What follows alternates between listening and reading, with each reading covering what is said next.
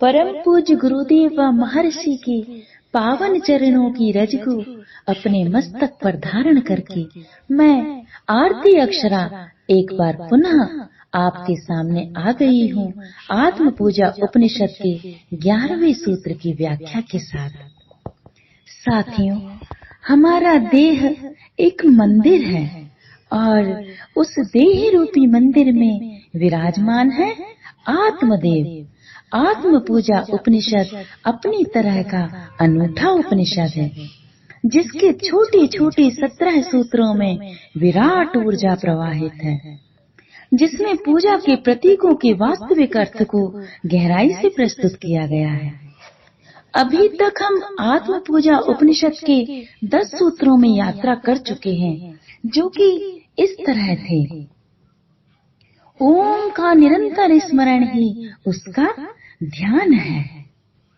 कर्मों के कारण की समाप्ति ही आवाहन है। निश्चल ज्ञान ही आसन है।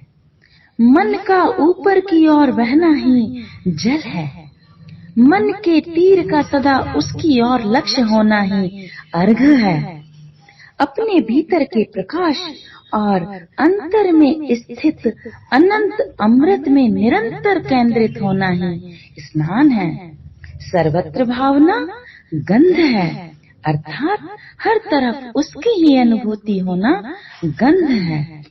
अपने साक्षी स्वरूप में स्थित होना ही पूजा के लिए अक्षत है।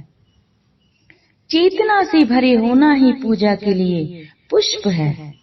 स्वयं के भीतर चेतन की अग्नि को जलाना ही धूप है।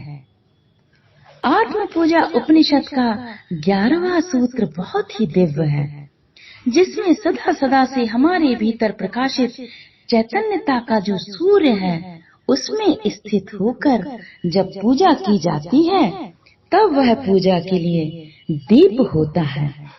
11वां सूत्र है चिदादित्य स्वरूपम दीपः। चैतन्य के सूर्य में स्थित होना पूजा के लिए दीप है। साथियों, हमारी देह जिस ऊर्जा से चलायमान है, वह है हमारी चैतन्यता। हमारी आंखें जिस अग्नि से देख पा रही हैं, वह है हमारी चैतन्यता रूपी सूरज की अग्नि। जिस पल हम उस चैतन्यता रूपी सूरज के प्रकाश से प्रकाशित होकर जगमगा जाते हैं, तब जल जाता है पूजा का दीपक। बाहर जल रहा दिया तो केवल तुम्हें इशारा देता है कि तुम्हारे भीतर भी कुछ प्रकाशित है। अगर तुम जागरूकता की दिशा को भीतर की ओर मोड़ लो तो तुम पाओगे कि तुम सदा सदा से प्रकाशित हो। लेकिन तुमने अज्ञानता के इतने अंधेरों को ओढ़ रखा है कि तुम तक उस चैतन्यता के प्रकाश की अग्नि पहुंच ही नहीं पा रही। जैसे ही तुम्हारे भीतर जागरण का दीप प्रज्वलित होता है, तो उस अज्ञानता के सारे अंधेरे को चीरता हुआ तुम्हारे रोम रोम को प्रकाशित कर देता है, और अनायास ही तुम पाते हो कि तुम कभी बुझे ही नहीं थे। बुझ सकने का कोई उपाय नहीं। साथियों, बाहर का दिया तो दिया है, तेल खत्म होते ही बुझ जाएगा, लेकिन तुम्हारे भीतर का जो दिया है, वह तो बिन बाती बिना तेल के सदा सदा से जगमगा रहा है।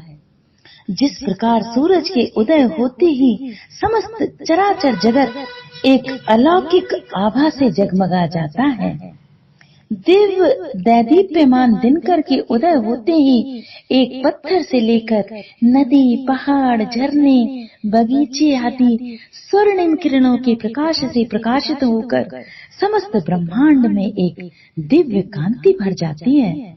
उसी प्रकार जब हमारे अंतस का चैतन्यता रूपी सूर्य जागृत होकर जगमगाता है, और जब हम उस सूर्य में स्थित होते हैं, तब वही पूजा के लिए दीप है। साथियों, उठो, जागो और जला लो उस दीपक को, जिसकी लौ कभी भी मध्यम नहीं पड़ती।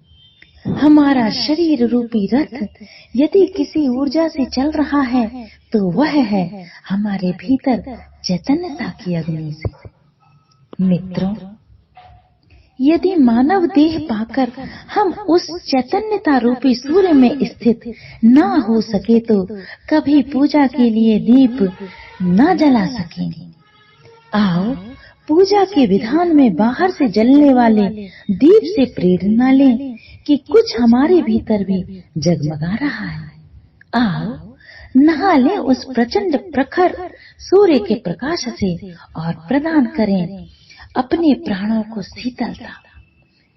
आओ, हो जाएं उस चैतन्यता के सूर्य में स्थित और जला लें पूजन के लिए दीप।